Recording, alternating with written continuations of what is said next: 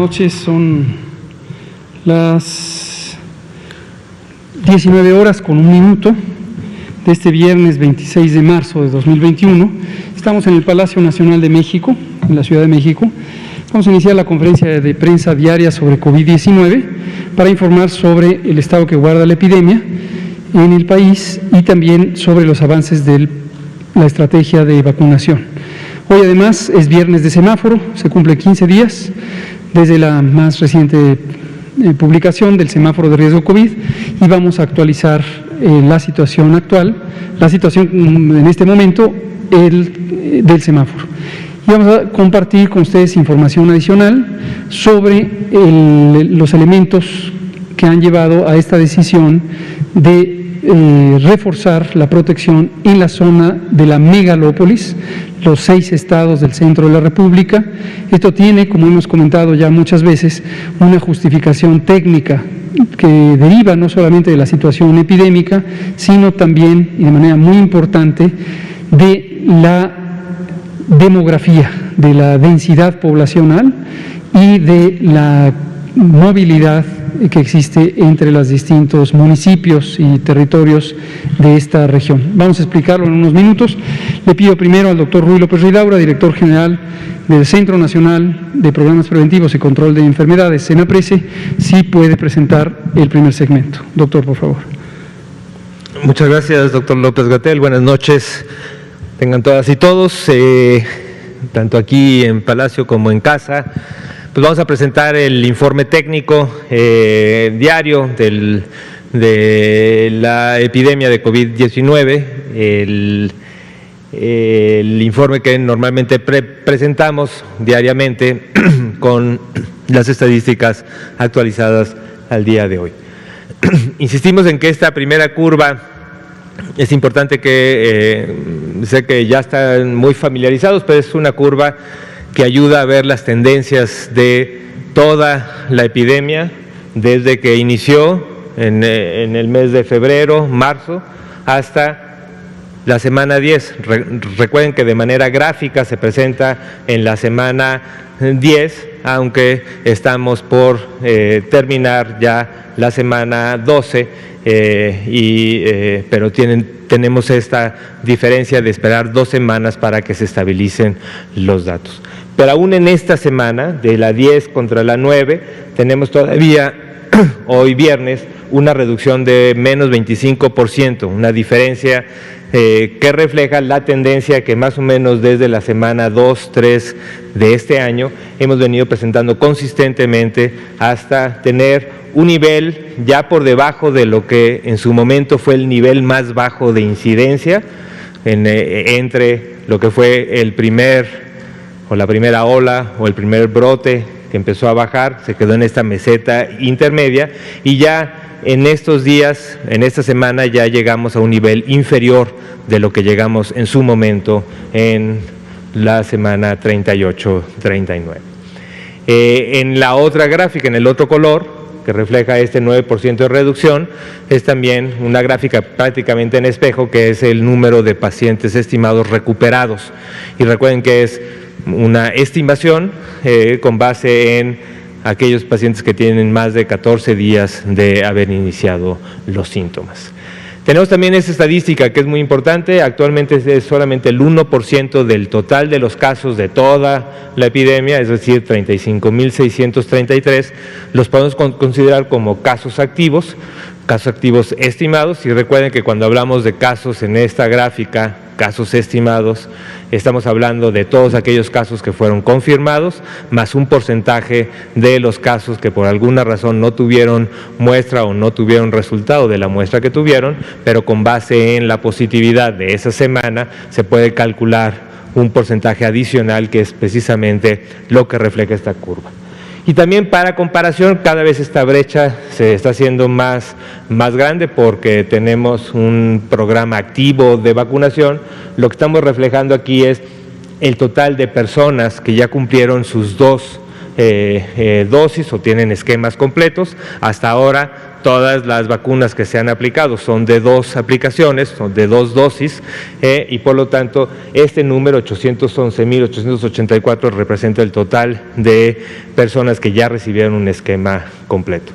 Y por último tenemos aquí las estimaciones hasta el día de hoy, tanto de los casos estimados, un poco más de 2.400.000, tenemos las personas recuperadas y al día de hoy tenemos la confirmación de 200.862 defunciones. La siguiente, por favor.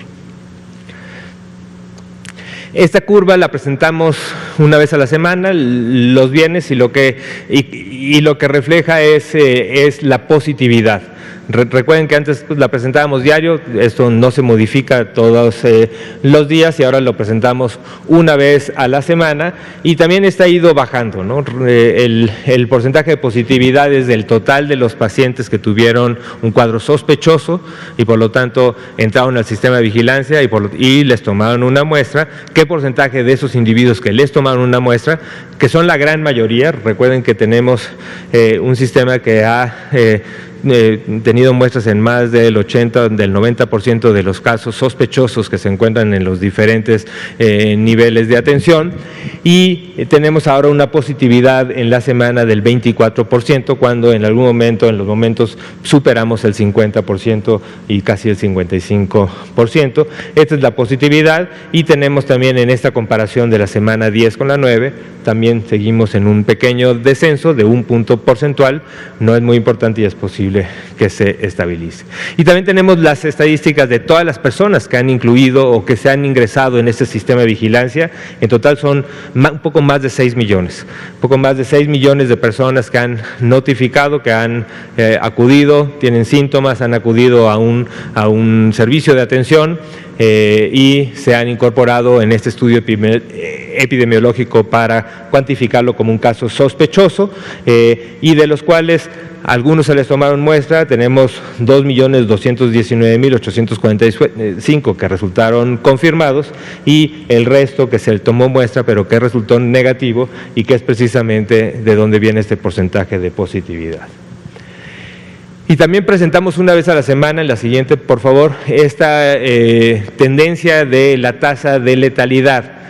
Recuerden que la tasa de letalidad, a diferencia de la tasa de mortalidad, la tasa de letalidad lo que está reflejando es que del porcentaje de personas confirmadas con infección por virus SARS-CoV-2, qué porcentaje de ellos falleció. Tenemos la letalidad a la semana 10 es del 7%, en algún momento llegamos a tener esa estimación de letalidad casi en el 18%, y ha ido bajando, todavía sigue bajando, digamos que se ha mantenido. Ahora recuerden, y esto es muy importante porque también hemos visto esta insistencia en tratar de comparar esta estadística de letalidad entre diferentes países que tienen totalmente diferentes formas de muestreo, y eso es muy complicado. No son comparables. En general, es muy difícil el poder comparar un sistema contra otro sistema que estén realizando pruebas diferentes a diferentes personas. En general, en México, como se dijo desde un inicio, tenemos un sistema que a todos los casos graves se les toman muestras y en los casos leves se les toma una proporción. Entonces, por lo tanto, este muestreo, el muestreo de infección activa por virus SARS-CoV-2, sí tiene un cierto sesgo hasta casos más graves, y por lo tanto es posible que esta estimación esté sobreestimada, que si hubiéramos muestreado a otras personas con casos leves, o a las personas que ni siquiera acudieron a un centro de salud porque tenían casos muy leves. Y mucho más en aquellos sistemas donde también se han incluido casos asintomáticos. Entonces, por eso la variabilidad es muy importante, pero lo que sí es importante es, ante un sistema que de manera consistente se ha tomado la muestra, ver cómo se modifica esto en el tiempo. Eso sí es comparable lo que estamos viendo ahora con lo que vimos hace 2 o 3 meses. Eso sí es comparable porque no se ha modificado en una magnitud importante el sistema de muestreo. La siguiente, por favor. Y esta es la curva de las hospitalizaciones, donde son 3 curvas, una no se ve porque la magnitud es menor, pero también refleja más o menos el mismo patrón. Si quitáramos esto y le hacemos un acercamiento a esto, también vamos a ver este patrón de una primera curva que llegó a un pico, después bajó y después tuvimos este ascenso importante que también desde hace ya varias semanas tenemos una disminución consistente. Y también, al igual que vimos con los casos estimados, también para el caso de hospitalizaciones, en los números que estamos llegando ahora a nivel nacional, estamos ya por debajo de lo que fue el punto más bajo después del primer brote. Esto, como también hemos insistido, esto es el promedio de las curvas a nivel nacional, pero cuando vemos en los estados, que también lo pueden ver en la página de coronavirus.gov.mx, pues van a ver que todos los estados tienen este descenso. Algunos estados están empezando con un descenso menos intenso, están llegando a ciertas mesetas, pero todos los estados actualmente siguen en un descenso, y es importante que también para las personas que nos ven de diferentes entidades, pues puedan saber que ahí están las curvas de los estados, para que también identifiquen el panorama epidemiológico de su entidad. La siguiente, por favor. Y estos son los porcentajes de ocupación. Actualmente ya no tenemos, esto es para el caso de camas generales, y no tenemos entidades que tienen más del 50% de ocupación. Tenemos solamente 3 entidades que están entre 30 y 49%, y el resto, 29 entidades, menos del 30% de ocupación hospitalaria para pacientes graves, no críticos, es decir, que no requieren ventilación mecánica. Seguimos esto con un importante número de camas disponibles. Tenemos solamente un 20% de ocupación a nivel nacional, y tenemos un total de 25.489, que, como también ya se ha mencionado, pues tenemos en diferentes procesos de reconversión o de continuidad de la operación, en la que en diferentes sectores también con cautela se está incrementando la capacidad para que estas camas se utilicen para otras cosas fuera de COVID que se necesitan utilizar, pero estar con suficiente margen para, en el caso de requerir más camas, se puedan volver a utilizar o utilizar de manera inmediata para la atención de pacientes COVID. La siguiente es la misma estadística, pero para pacientes que requieren ventilación mecánica. Tampoco tenemos ninguna entidad que esté por arriba del 50%, tenemos 5 entidades: Yucatán, Tabasco, Querétaro, Estado de México y Ciudad de México, que tienen entre 30 y 49% de ocupación de sus camas que están listas para atender un paciente crítico con ventilación mecánica, que están ocupadas. Y 27 tienen menos del 30%, el promedio es 24. Tenemos un total de 8.503 camas disponibles para este tipo de pacientes. Y creo que esto es todo para este sector, entonces dejo al doctor López-Gatell para el informe de vacunación.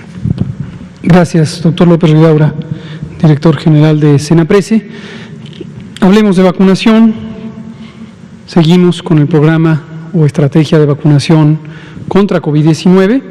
Utilizamos las distintas vacunas, 4 vacunas que hasta el momento utiliza México, 4 tipos de vacuna. Y hoy tuvimos un avance de 172.855 dosis de vacuna. Hoy no me detendré demasiado en comentar lo que ya hemos explicado, de que estos números se van actualizando conforme fluyen los datos desde los centros de vacunación, sobre todo aquellos que no tienen conectividad a Internet, hacia la plataforma electrónica que los colecta estos datos. Y ya se van actualizando, entonces hay que revisar esto, porque el número que presentamos aquí a las 7 de la tarde es con base en la información hasta las 4 de la tarde. Pero lo interesante es que hemos mantenido un ritmo de vacunación que ha estado en general fluctuando entre 130.000 hasta 250.000 aproximadamente en todo este periodo de los últimos 10 o 12 días. También hemos comentado que conforme van llegando los embarques se pueden programar distintas mecánicas de vacunación. Cuando decimos mecánicas nos referimos a ritmos de trabajo, modalidades de trabajo. Y como explicaremos al hablar de la megalópolis, también esto lo que nos permite es contemplar la protección específica de distintos tipos de población. Pensemos, por ejemplo, en la población rural dispersa, los pequeños poblados que tienen menos de 2.500 habitantes, que se encuentran distantes unos de otros. Luego pensemos también en pequeños asentamientos urbanos de 2.500 a 15.000 personas, algunas ciudades y finalmente las grandes ciudades, las metrópolis, como son la Ciudad de México, Guadalajara, Jalisco, Monterrey, Nuevo León, Tijuana, etcétera. Vamos a hablar de ello. La siguiente. En forma acumulativa tenemos casi 6,5 millones de personas que han recibido ya la vacuna en su primera dosis, varios de ellos en su segunda dosis, conforme toca a los calendarios. Es muy importante recordar que cuando ya existe una primera dosis, ya se logra la mayor proporción de protección. Los esquemas de 2 dosis implican que en la primera dosis se logra prácticamente un 80%, a veces 90% de la eficacia, es decir, de la capacidad protectora de la vacuna, y la segunda dosis tiene 2 propósitos fundamentales: aumentar un poco más ese 15 o 10% de la eficacia para llegar a la eficacia total que se puede alcanzar, y lo segundo es lograr que pudiera ser más duradera la protección. En general esto pasa con las vacunas que tienen más de una dosis. La segunda dosis, que técnicamente le llamamos dosis de reforzamiento, lo que hace es eso, aumentar la protección y hacer que sea más duradera la protección. En este caso, recordar que para COVID-19 no existe todavía evidencia científica contundente, precisa, constante o consistente de cuál es la duración en semanas, en meses, ojalá que en años, de la inmunidad que se produce, ya sea por vacunación o ya sea por enfermedad. Quienes hemos padecido COVID-19 aspiramos a que la propia enfermedad nos ha protegido una vez que hemos sobrepasado la fase aguda y que eso tendrá cierta duración. Y lo mismo con las personas que se vacunan, las que se han vacunado, eso durará. La segunda dosis tiene principalmente ese efecto. Pero, insisto, en la primera dosis ya se logra 85-90% de la protección. Y esto es importante también cuando lo vemos a nivel poblacional, porque ahorita tenemos 6,5 millones de personas ya protegidas en 85-90% de la capacidad, 6,5 millones. Ayer que hablábamos de uno de los aspectos más lamentables de una epidemia, de un fenómeno global como este, causado por una partícula biológica que emerge mayormente en la vida silvestre, como es el virus SARS-CoV-2, y coincidíamos en lamentar la pérdida de vidas y la tristeza que produce a las familias que han perdido a un ser querido, a quienes conocemos a esas familias, a nuestros amigos, etcétera. Y todos, estoy seguro, todos y todas conocemos al menos a una persona, seguramente a muchas personas que eran conocidos, amigos, vecinos, parientes y que han perdido la vida por COVID-19. Y nos lamentábamos al respecto y, como decíamos ayer, es importantísimo siempre honrar con respeto y cariño la memoria de estas personas. Ahora, si consideramos la inevitable existencia de las epidemias, que es lo que decíamos ayer a propósito de la pregunta de Juan, las epidemias son hasta cierto punto inevitables.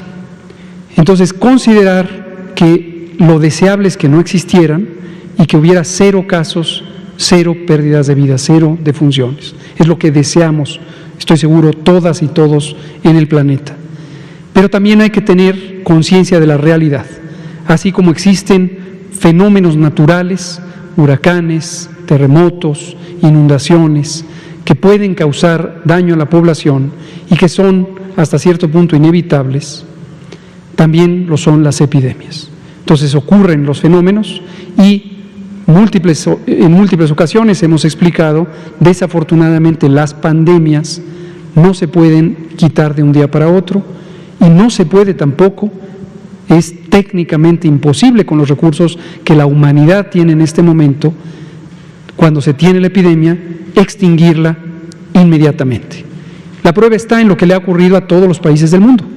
Los países, por ejemplo, europeos, que han tenido el mayor desarrollo en sistemas de salud, no han podido parar la epidemia. Ahora mismo están en las terceras y cuartas olas. Entonces, ¿por qué lo decimos? Porque es muy importante. Ayer no terminamos de comentarlo a propósito de la pregunta que nos hacía Juan Hernández. ¿Cuánto es lo deseable? 0. ¿Cuánto es lo esperable en términos científicos? Varias decenas, a veces centenas de miles de personas que desafortunadamente pierdan la vida. Y es el caso de lo que nos ocupa. Ahora, si lo vemos en perspectiva, con un fundamento técnico, podemos ver también cómo la introducción de una vacuna cambia sustancialmente la capacidad de tener un control epidémico. Porque cada una de estas personas que ha sido vacunada es potencialmente una vida salvada. Y tenemos ya, en ese sentido, casi 6,5 millones de vidas salvadas. Lamentablemente hemos perdido a 200,000 personas, pero afortunadamente hemos ganado el evitar 6,5 millones de vidas, de que no se pierdan. Esto es 32 veces. Entonces hemos perdido 200,000, hay que lamentar y hay que considerar con respeto y honra a cada una de esas 200,000 personas. Pero también hay que tener conciencia que hoy estamos salvando 6,500,000 o 487,000 personas, 32 veces más. Y en la medida en que avance el programa de vacunación, estaremos teniendo múltiplos mucho más grandes, 100 veces más, 300 veces más la cantidad de muertes. No solamente porque estaremos protegiendo directamente a las personas, sino porque el objetivo del programa de vacunación, el objetivo central, es reducir la mortalidad. Y como hemos dicho, de acuerdo con la recomendación de nuestro grupo técnico asesor, cuando logremos 20% de cobertura a nivel de la población, a expensas de las personas adultas mayores, habremos reducido 80% de la mortalidad. Eso es algo importante a considerar. La siguiente, por favor.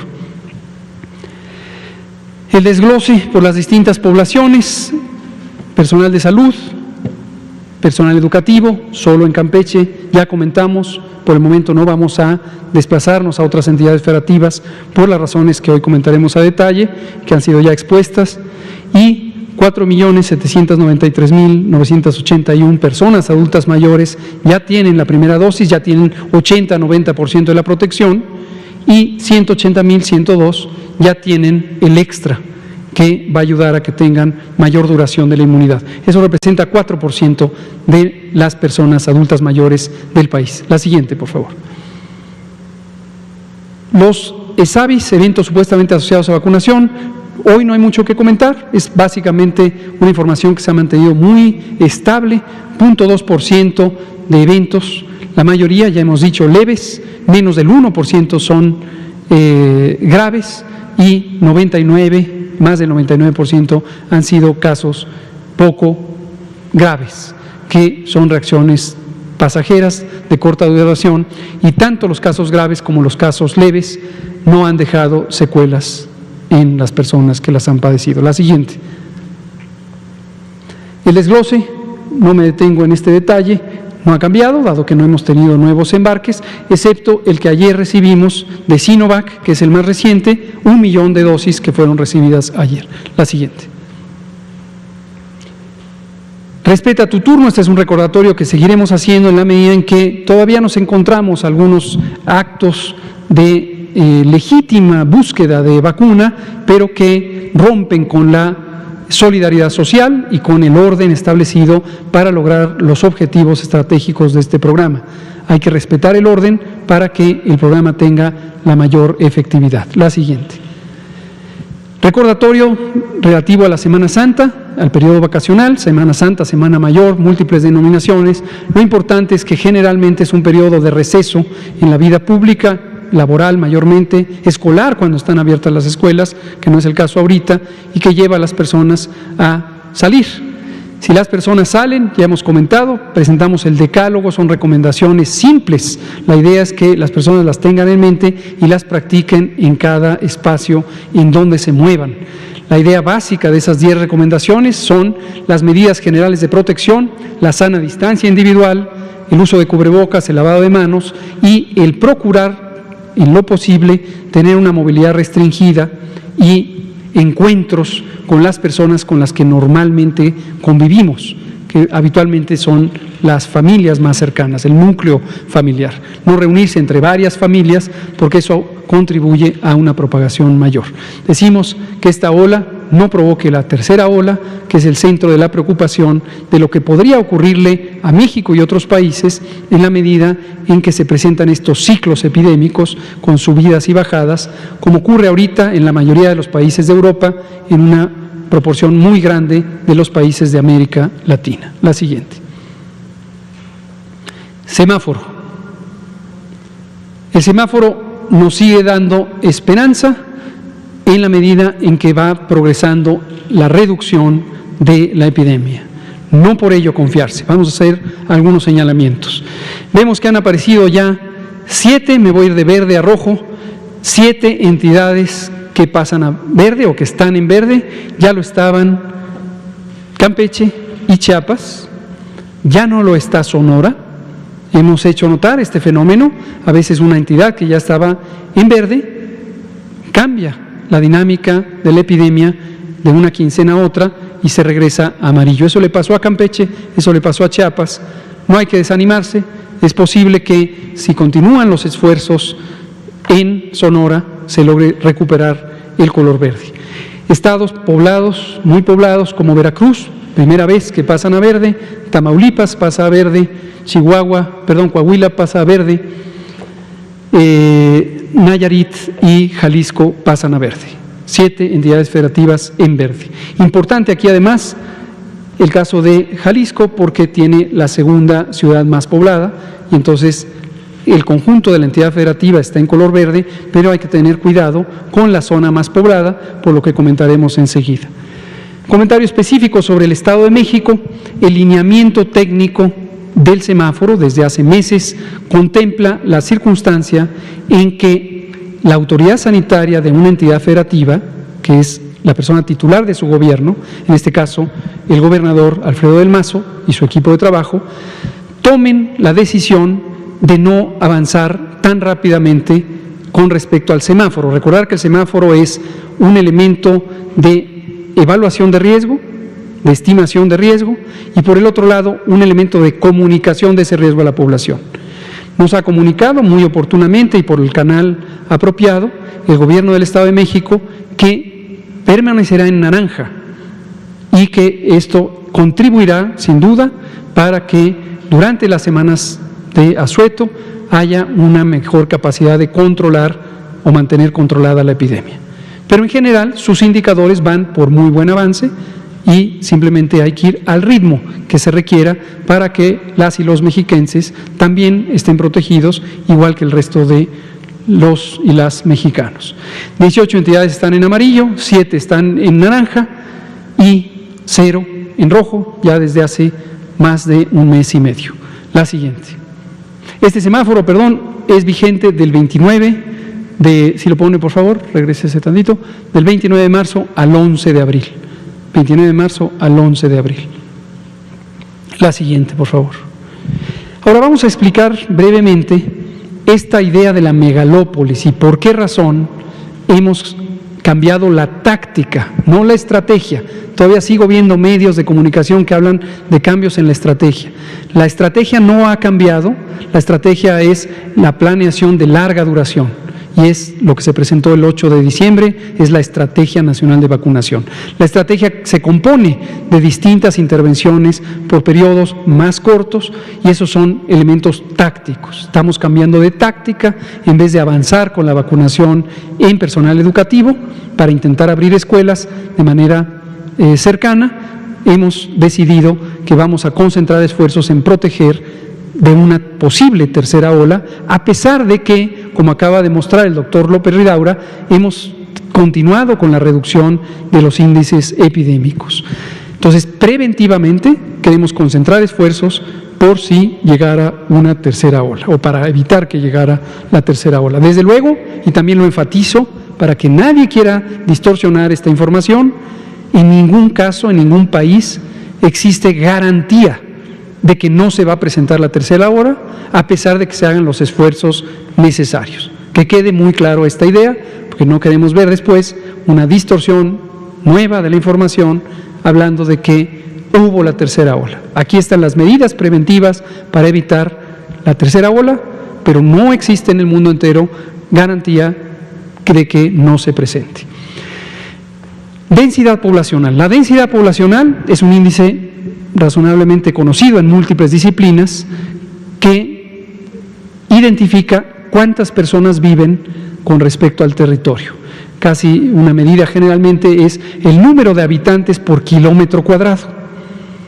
Obviamente, entre más habitantes hay por kilómetro cuadrado, hay mayor densidad. Estamos más juntos, más apretados, las casas están más próximas unas a otras, las personas que salen al espacio público, el transporte, las plazas públicas, los empleos, son más para espacios del mismo tamaño. Esta característica para la propagación de enfermedades infecciosas produce una situación muy importante que se llama la inercia poblacional de transmisión. La inercia poblacional de transmisión es la capacidad de que se mantenga la epidemia a pesar de que se reduzcan los mecanismos de transmisión. ¿Por qué razón? Porque hay más personas concentradas y es más fácil la propagación. Entonces, es muy importante, lo hemos considerado para todos los esfuerzos de control de la epidemia desde el año pasado, antes de que empezara la epidemia, tener presente que hay zonas dispersas. Vean ustedes aquí, el color blanco son las zonas más dispersas, son las zonas rurales, y el color azul oscuro son las zonas más densas. ¿Cuál es la zona más densa de todo el país? La metrópolis del Valle de México. Y en general, el resto de las 6 entidades federativas que componen la megalópolis. Megalópolis es un concepto que está en muchas disciplinas, sobre todo en las de control ambiental. Se definió que existe una zona donde múltiples personas tienen relaciones económicas, a veces familiares, una gran movilidad. Y es esta región. La siguiente, por favor. El otro elemento es, que lo hemos venido analizando, por cierto, nuevo agradecimiento a CONACYT y a la doctora Álvarez Builla, porque ella, con su equipo de ciencia de datos y con la convocatoria a múltiples instituciones de educación superior e investigación, nos han mantenido en la capacidad de hacer análisis muy sofisticados y que son muy informativos para las decisiones que vamos tomando. Y este es uno de los análisis que es muy importante para nosotros. Me parece que aquí hay una animación, no sé si se conservó en la diapositiva. Si no la hay, no se preocupen. Básicamente esto es un índice que muestra la relación que existe entre dos municipios o más municipios que están pegados unos a otros, que están adyacentes, con respecto a cómo se está comportando la epidemia.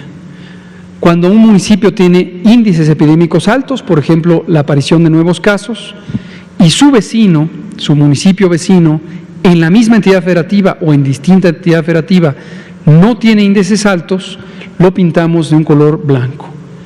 Pero cuando el municipio tiene índices altos y su vecino también tiene índices altos, tienen el mismo color morado en este caso. ¿Por qué nos interesa tener esto? Para ver la sincronía, es decir, cómo se comportan de manera semejante en el tiempo dos municipios, porque eso configura una región a la que hay que abordar simultáneamente. Voy a poner un ejemplo muy concreto y muy ilustrativo en las siguientes diapositivas para que lo reconozcan en el caso del Valle de México. La siguiente. Ahora, este análisis lo hemos llevado a cada región del país y esta es la megalópolis. La megalópolis son estas 6 entidades federativas que componen un mismo zona demográfico, económica, social, ambiental y en este caso epidemiológica. La Ciudad de México, Morelos, el Estado de México, Puebla, Tlaxcala, Hidalgo y Querétaro. Son las 6 entidades a las que nos hemos estado refiriendo cuando hablamos de megalópolis. Y esta es una de las zonas en donde, no solo ahorita, sino a lo largo del tiempo, vemos la mayor cantidad de estos pares de municipios morados. Esto lo que quiere decir es que cuando un municipio sube, sus vecinos suben los índices epidémicos. Y la región donde esto se ha comportado de manera más consistente es la megalópolis, por las razones que también hemos comentado, incluyendo la densidad poblacional, pero también la movilidad interna. Un ejemplo muy ilustrativo, si me pasa a la siguiente diapositiva, está en la metrópolis, que es la metrópolis del Valle de México, Ciudad de México y los municipios conurbados en el Estado de México. Vean ustedes, el Estado de México tiene grandes zonas rurales, tiene por supuesto el Valle de Toluca, pero también tiene el Valle de México, que son estos municipios. Un ejemplo muy concreto, Netzahualcóyotl con Iztapalapa. Una de las zonas más densamente pobladas en la Ciudad de México es Iztapalapa, su vecina es Ciudad de Netzahualcóyotl y se comportan por pares, han permanecido en estos pares por prácticamente toda la epidemia. Otro ejemplo, la demarcación territorial Gustavo Amadero y Ecatepec, lo mismo. Ambas son altamente densas y ambas se comportan de manera sincrónica. La siguiente, por favor. Considerando todo esto, y ahora considerando como tercer elemento cómo se ha comportado la epidemia y cómo está, vista aquí de manera panorámica por el semáforo, estas son las semanas, desde la semana 36 del año pasado, esto es en el mes de septiembre, hasta la semana 13, que es el semáforo que se hace vigente la próxima semana. Y los 6 entidades federativas de las que estamos hablando. Y vean ustedes cómo han tenido la mayor intensidad epidémica y se sincronizaron en esa intensidad epidémica precisamente en noviembre, diciembre y enero. Ahora ya van la mayoría a la baja, pero sabemos cómo pueden llegar a ser las intensidades epidémicas en esta región. Creo que esta es la última. Entonces, considerando esto, es que en la próxima semana, de hecho durante el fin de semana, se estará anunciando los planes de asignación de vacunas para las siguientes pocas semanas, con las vacunas que precisamente hemos estado comentando, ya nos permiten, por la cantidad que representan, tener un trabajo más amplio en las zonas más pobladas. Una inquietud que puede surgir en este mismo momento es, ¿solo se va a vacunar ahí? La respuesta es no. También vamos a continuar vacunando en las 32 entidades federativas. Que quede clarísimo, no es que solamente aquí son las 32, pero una concentración importante de vacunas va a ocurrir en esta zona megalopolitana, en sus ciudades principales. No es todo el territorio del Estado de México, no es todo el territorio de Hidalgo, no es todo el territorio de Querétaro, son sus ciudades principales, porque son las metrópolis, las zonas urbanas más densas y más riesgosas de reemergencia. Vamos a abrir a preguntas y comentarios. Empecemos hoy no por Liliana Noble, vamos a empezar por Arturo Contreras de pie de página y nos seguimos en esta dirección. Son las 19:40. Buenas noches, Arturo Contreras de pie de página. Entonces, una duda sobre lo que presentan ahora sobre los estados en los que se va a vacunar. Digamos, eran 10,000 unidades de correcaminos, ¿no? Hasta donde recuerdo. Entonces, de estas 10,000, digamos, ¿qué porcentaje se va a concentrar en la zona metropolitana del Valle de México y qué ritmo se va a llevar en los otros estados? Sabemos que la vacunación para el resto de los maestros en todos los demás estados, muchos ahora de ellos ya en verde, se va a detener. Nos preguntan desde Campeche, muchas escuelas, creo que en muchos casos privadas, si a los maestros de estas escuelas se les va a vacunar pronto, ¿no? Porque a ellos no se les acabó de vacunar. Entonces, bueno, esas dos preguntas. Muchas gracias. Sobre la segunda pregunta, efectivamente estamos en conciencia de ello, es algo que platicamos cuando estuvimos en Campeche hace un par de días, lo platicamos con el secretario de Educación del Estado de Campeche, el doctor Ricardo Co-Cambris, y también, desde luego, con el conjunto de las funcionarias, la maestra Delfina Gómez, secretaria de Educación, y su equipo de trabajo. Y sabemos que ahí hay un reto, como lo va a haber en todas las 32 entidades federativas, que es semejante al que tenemos con el personal de salud de dependencias privadas, y es el reto de identificar quién está en el campo educativo, en grupos, en planteles, en instalaciones donde se congregarán en su momento las y los estudiantes. Ese va a ser un reto. No por ello se les va a excluir. Entonces, a la pregunta legítima que hacen los maestros de instituciones, organizaciones privadas del Estado de Campeche y de cualquier otra entidad, van a estar incluidas. Pero, efectivamente, en la medida en que ahorita no vamos a estar avanzando con la vacunación al sector educativo, no necesariamente va a ser inmediato ahorita la vacunación a estas personas. Y la primera pregunta sobre las brigadas correcaminos, no necesitamos concentrarlas, ya en cada zona hemos ido encontrando las distintas modalidades que nos permiten ir más rápido. Y pongo los ejemplos muy virtuosos de la Ciudad de México, donde se han instalado estos macrocentros, por cierto, también con la colaboración de instituciones educativas.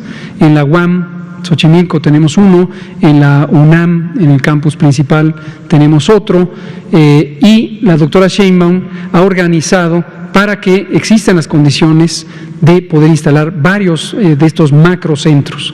También se han reorganizado las brigadas y el personal de salud específicamente, y desde luego nuestras heroicas Fuerzas Armadas, para en donde se necesita hacer puestos móviles, en donde no se necesita tener puestos fijos, sobre todo estos macrocentros. Y algo semejante estará ocurriendo en las demás entidades federativas. Por favor, adelante. Doctor, buenas noches. Cristian Bautista, de la Gaceta Business Energy Tabasco. De acuerdo a los datos que nos mencionabas al principio de las personas que ya fueron vacunadas en la segunda dosis, y que en algunos de ellos, o la mayoría, han sido adultos mayores y personal médico, son sectores que tienen mucho tiempo sin ver a la familia, sin convivir con hijos, con esposos, todo. Estas personas ya pueden convivir con ella, pueden regresar a sus hogares, y qué medidas tienen que tomar, nuevas medidas, qué nuevas medidas tienen que tomar, y cuáles son las medidas que tienen que seguir tomando para poder convivir con su familia. Muchas gracias. Esto es importante no perderlo de vista, no olvidarlo. La vacuna no protege inmediatamente. Deben pasar varios días, en promedio 3 semanas, de 3 a 4 semanas, es decir, hasta un mes en promedio, para que la persona quede totalmente protegida. ¿Por qué digo en promedio? Porque entre los seres humanos hay importante variabilidad. Por ejemplo, las personas adultas mayores pueden tardar un poco más en desarrollar la respuesta inmune, las personas que tienen alguna enfermedad crónica pueden tardar más, las personas que viven con VIH y tienen avanzado grado de inmunosupresión pueden tardar más, el uso de ciertos medicamentos inmunosupresores puede retardar también la respuesta inmune. Pero en promedio, 3 a 4 semanas. Durante ese periodo hay que estar conscientes de que, a pesar de haber recibido la vacuna, no estamos o no están quienes ya se vacunaron totalmente protegidos. ¿Qué hay que hacer entonces? Seguir conscientes del riesgo y utilizar las mismas medidas convencionales que estamos usando quienes no hemos sido vacunados.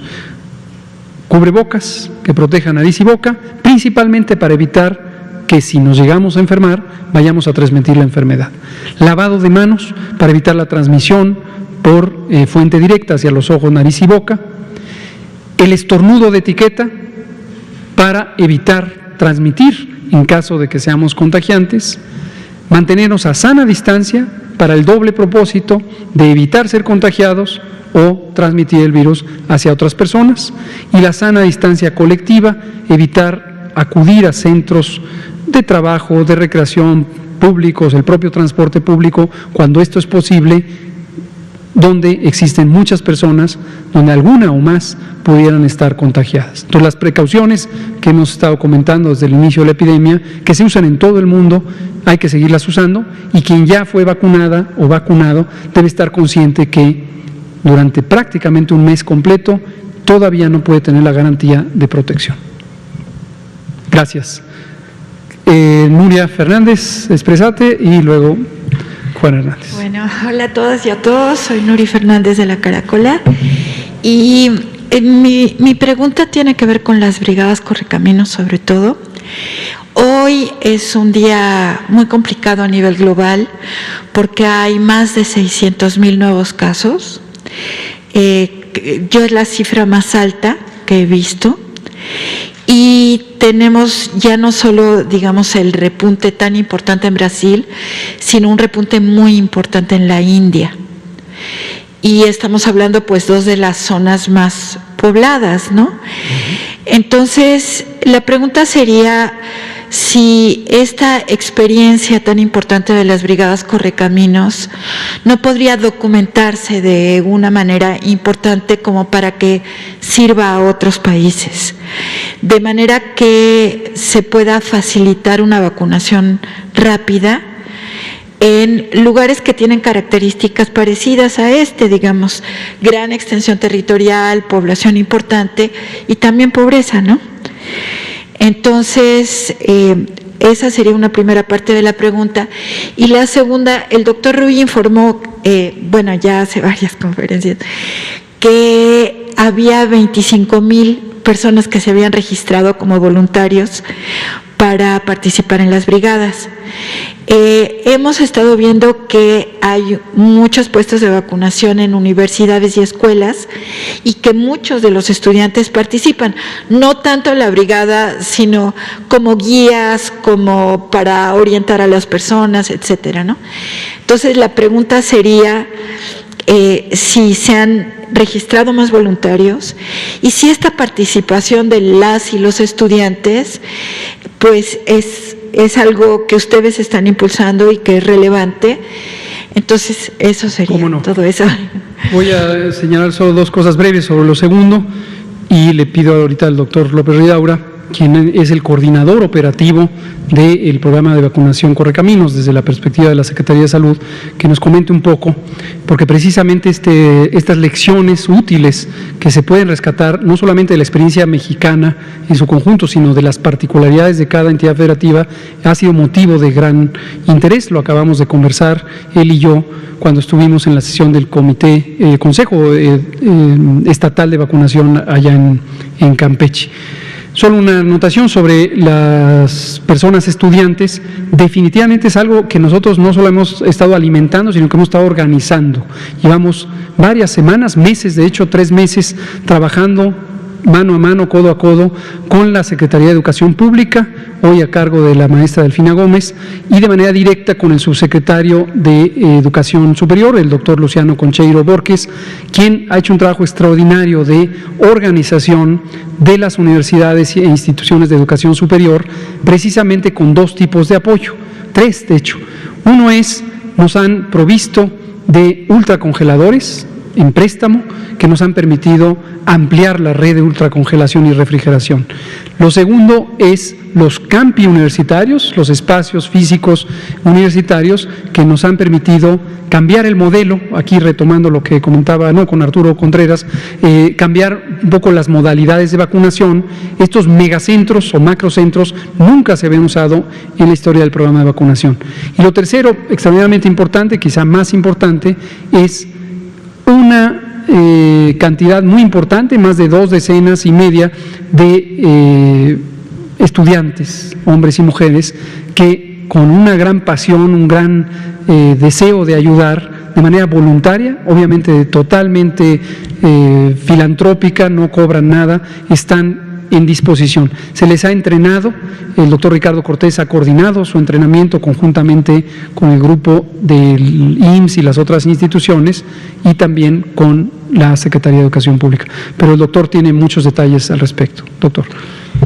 Muchas gracias, Nuria, por la pregunta y por la sugerencia. Creo que es muy importante esta necesidad de documentar, pero también, como dice, para exportar el modelo, creo que es muy importante, pero también para mejorarlo. Y una de las cosas que hemos insistido con los diferentes enlaces Correcaminos es de la necesidad de tener de manera rápida la incorporación de buenas prácticas, porque mucho de lo que está pasando es que al nivel local encuentran alternativas, innovaciones operativas que ayudan muchísimo. Entonces, digo, tenemos un esquema general que se hizo con base en unos lineamientos, pero mucho de la operación, y lo platicamos ahora en Campeche y también en otros sitios en donde hemos ido, que hemos visto cómo los grupos operativos en esta coordinación, que en la gran mayoría de los estados ha sido muy eficiente y muy buena, entre el enlace Correcaminos, la Secretaría de Salud del Estado y el enlace Bienestar, como de manera coordinada han planeado, programado, convocado, y cuando existen problemas en el sitio, resuelto, ¿no? Digo, encuentran alternativas, ¿no? Entonces, y creo que precisamente el combinar estas tres visiones, el tener una visión muy operativa, con mucha experiencia en campo, con mucha experiencia de trabajo con la gente comunitaria, pero tal vez con menor conocimiento o no conocimiento del técnico de vacunación. Y por otro lado, pues toda la experiencia que tiene la Secretaría de Salud y el Programa Universal de Vacunación, una gran experiencia técnica en la vacunación, pero que claramente era insuficiente. O sea, no habíamos tenido un programa como tal, que requería tal velocidad, que requería estos puestos de alta eficiencia, que requería un registro nominal de todas y cada una de las personas, que teníamos mezclas de diferentes vacunas con diferentes intervalos entre dosis. Entonces, claramente, la necesidad de tener un grupo de apoyo en el sitio es muy importante, ¿no? Entonces sí, y en esto digo, nosotros tenemos una reunión diaria con los enlaces Correcaminos y con los enlaces de Bienestar para ir compartiendo, y una de las cosas en las que nos estamos moviendo es ir tratando de pasar de resolver problemas a encontrar o compartir soluciones, ¿no? Entonces estamos sistematizando, y creo que este documento, y a ver si podemos irlo socializando más también, no solamente para el ámbito local entre estados, sino también para el ámbito internacional. Quiero comentar también un par de cosas, un poco también cuando hablamos de las 10,000 brigadas. Recuerden que esto, cuando se planeó, estaba centrado también, o el concepto estaba entre los centros integradores, ¿no? Porque esos son los 10,000 centros integradores que tienen, pero eso no quiere decir que, pues, ¿por qué? Porque los centros integradores, las personas que trabajan ahí y los diferentes programas de bienestar, pues muchos son gentes locales, ¿no? Tampoco es que estamos tratando de todas las gentes locales moverse de un lugar a otro. Entonces, lo que es importante es cuando concentramos y necesitamos incrementar la eficiencia de un puesto de vacunación, es incrementar las personas que están en esa brigada. Entonces, se convierten en brigadas mucho más grandes de lo originalmente planeado, ¿no? No solamente en células de vacunación, sino también en personas operativas que nos ayudan a organizar, a ordenar, a tener a las personas en los lugares, a colaboraciones con los municipios para tener lugares óptimos para tener a la gente esperando. Entonces, tenemos una gran necesidad de tener más personas vacunadores, y esto es lo que realmente no nos quedemos con el concepto de que son las 10,000 brigadas que se van moviendo por todo el país, sino son 10,000 brigadas que se organizaron territorialmente, que se expanden en número para tener una mayor eficiencia. Entonces, hay un reclutamiento local de voluntarios. Hay un reclutamiento local, lo que también ha hecho, digo, tenemos diferentes formas. Por un lado, el DIF también toda una plataforma para recuperar parte de los voluntarios de la población general. Pero la colaboración que tuvimos con las universidades fue precisamente que a través de las universidades, pero digo, de media superior y superior, muchas universidades técnicas, CONALEP, que está por todo el territorio.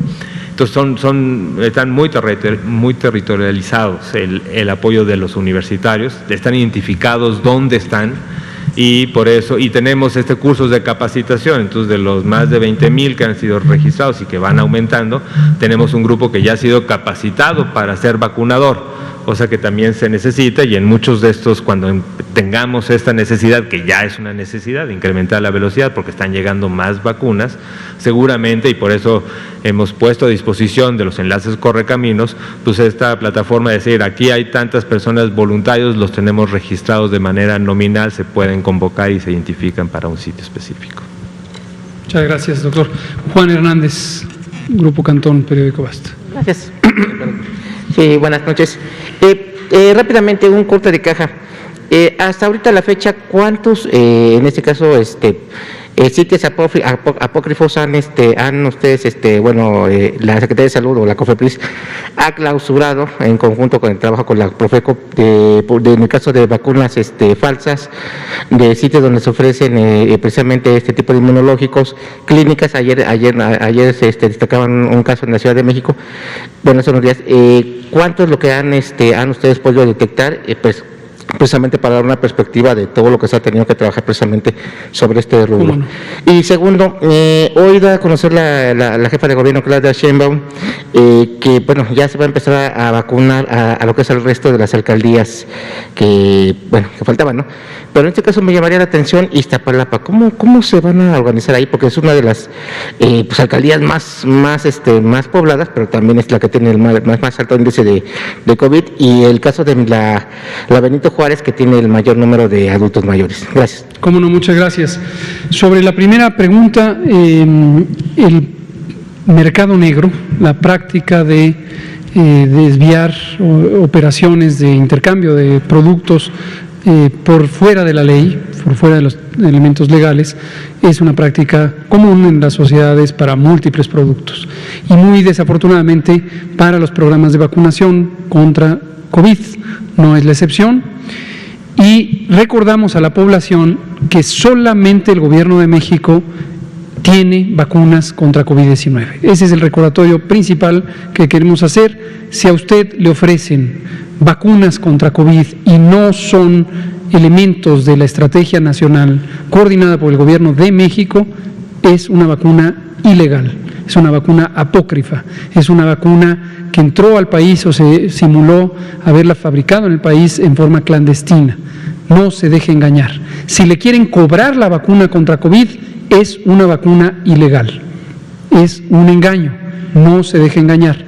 La vacuna contra COVID-19 en México no cuesta, no le cuesta a usted, porque ya la hemos pagado con nuestros impuestos todas y todos. Ahora, respecto a esto, ¿cuántos operativos han ocurrido? Continuamente varias unidades de las agencias de Procuración de Justicia en México, en conjunto cuando se requiere con el sector salud, específicamente COFEPRIS, están operando para identificar estos intentos de fraude, intentos de engaño con falsas vacunas COVID. Hemos tenido detección de múltiples intentos a través de plataformas electrónicas, de internet, de redes sociales, de redes telefónicas. La Policía Cibernética trabaja continuamente en detectar y lograr la búsqueda de los posibles perpetradores y suspender este tipo de operaciones.